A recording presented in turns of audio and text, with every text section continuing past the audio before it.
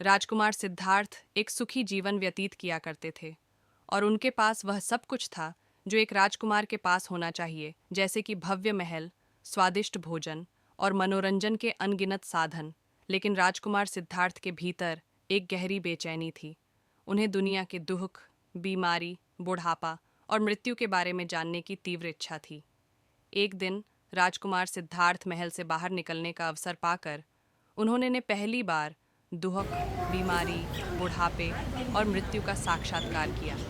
यह उनके लिए एक गहरा सदमा था। उन्होंने महसूस किया कि इन दुखों से कोई भी छूटा नहीं है, चाहे वह राजा हो या प्रजा।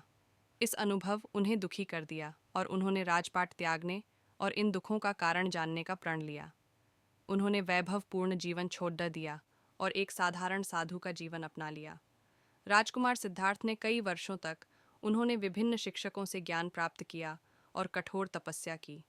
उन्होंने गहरे ध्यान में बैठकर जीवन के रहस्यों को समझने का प्रयास किया।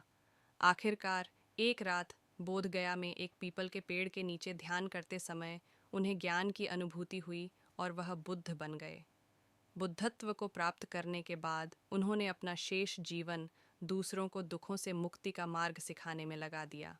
उन्होंने 4 आर्य सत्य और अष्टांगिक मार्ग की शिक्षा दी जो दुख से मुक्ति का मार्ग प्रशस्त करते हैं।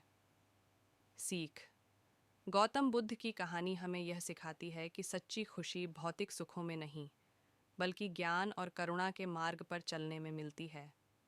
वे हमें यह भी याद दिलाते हैं कि कठिन परिश्रम, दृढ़ संकल्प और सहानुभूति के माध्यम से हम अपने जीवन में किसी भी लक्ष्य को प्राप्त कर सकते हैं।